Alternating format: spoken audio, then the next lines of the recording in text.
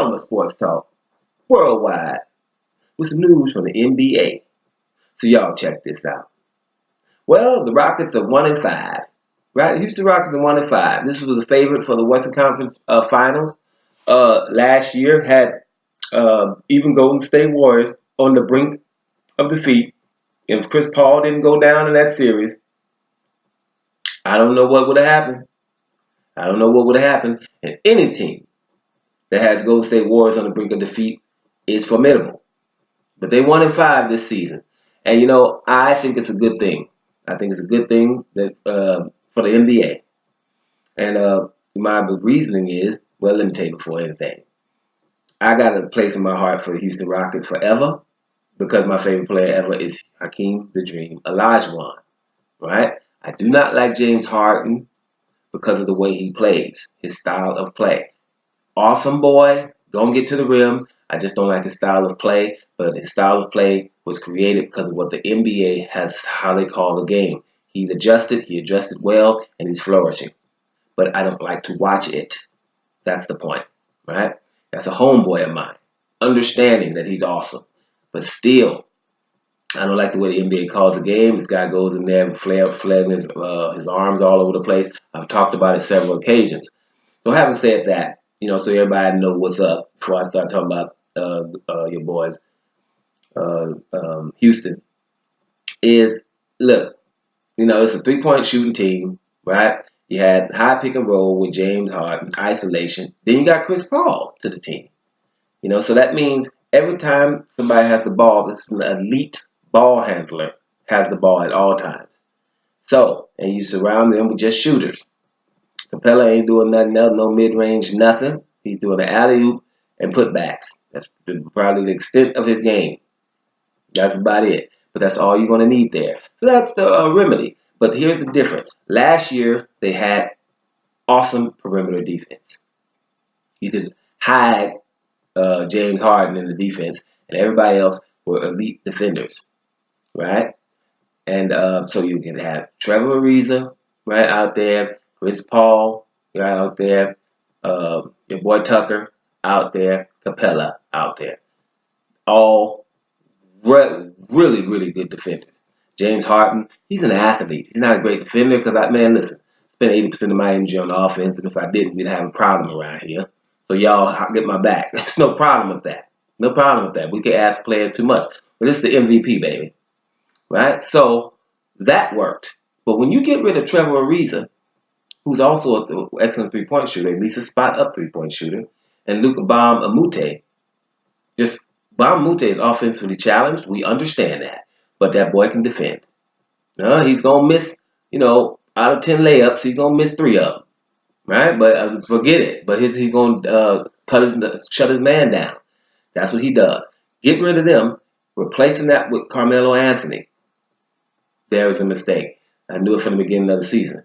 First of all, Carmelo Anthony, I've said it before, I didn't like it when he went to OKC, and I'm glad he's up out of there because I don't miss OKC games because I don't miss Russell Westbrook. Anybody who's about to get a triple-double, and I think that's possible, I've been doing this for years, I don't miss it.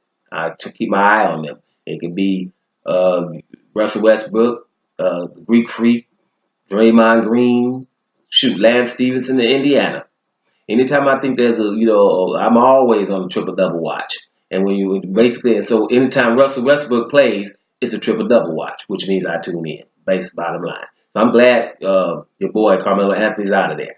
Because I didn't like the fact that Carmelo Anthony was asked at the beginning of last year over there at OKC. Somebody reported him said he might have to come off the bench, and he wasn't having it. I was thinking, at this stage of your career, really? You're not having it? You guys know I'm a trainer, right? I'm a basketball trainer. That would have been out. He would have been talked at the door. And I was telling you, this guy needs to go to Popovich. That's the only place he would be able to play because Popovich would talk to him at the door. Can you come off the bench? If not, you don't even need to come here.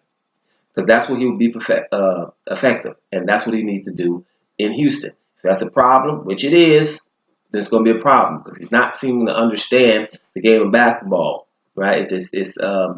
Right now, you don't need you as a defensive liability in the starting lineup. You come in that second lineup and you get a lot of touches and handle your business. And you'll end up getting a lot of minutes anyway. right? I call it the Allen Iverson syndrome. That's what I've been calling it for years, and I knew he had a case of it. So that, replacing Trevor Ariza and Luke Obama-Amute with Carmelo Anthony, as funny as that sounds, right?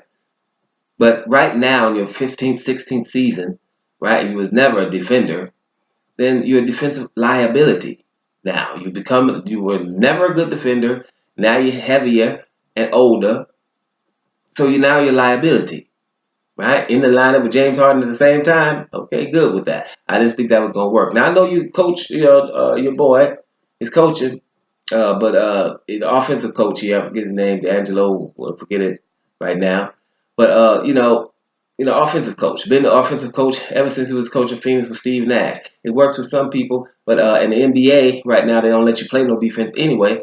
But that defense is what got them to that conference finals. It was not just the offense. It was being able to get stops when needed. And you had people that love to play defense on that team.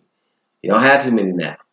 That's going to be a problem. But I think it's good for the NBA with all this three-point shooting. And that's all the NBA is, three-point shooting. Now, every time I talk NBA, I'm going to keep saying this because I know a lot of people don't see my NBA videos. I'm going to keep saying this. I'm going to rant about it till somebody catches on. Maybe you might tell a friend. Listen, NBA, we're rewarding three-point shots. You get 3 points for shooting a shot that can't be contested. The defender can't even contest it. All they do is walk there and put your hands in the face. If you jump, they're going to jump into you. If you jump and land and they land on your foot, you're in trouble. You're going to probably even get a flagrant. They can flare their arm. You can't put your arms in the way because they're going to flare their arms and get 3 shots. So you can't contest a three-point shot. Uncontested three-point shots are not impressive to anybody who's ever played basketball over 15 minutes. It's just not. So we watching dudes that's in the gym 6 or 7 times a week shooting three-point shots uncontested. Who is it? I mean, really, that can only be impressive for a fan that's extremely casual, has never played. It's not. Really, it irks me. I almost can't stand it. If I didn't love the NBA as much as I do, I would be tuning out.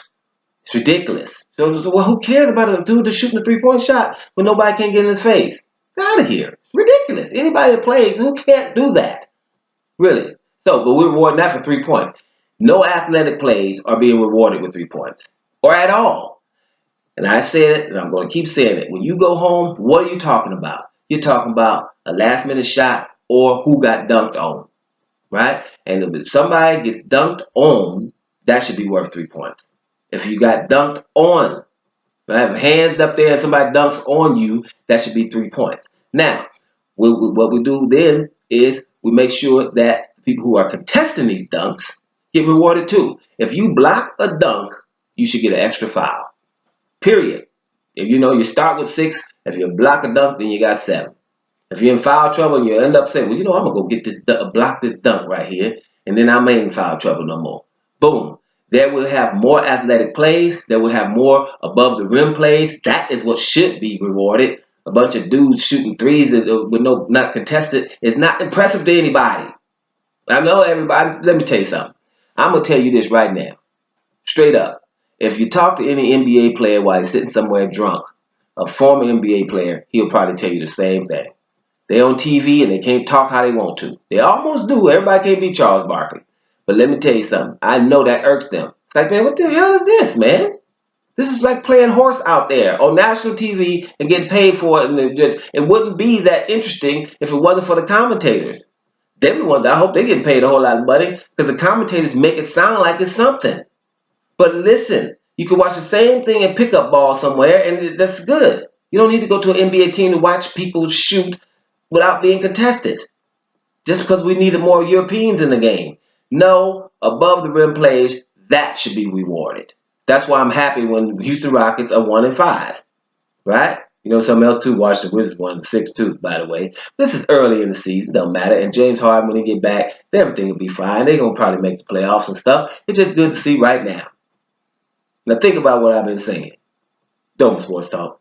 Worldwide. And I'm out of here, y'all.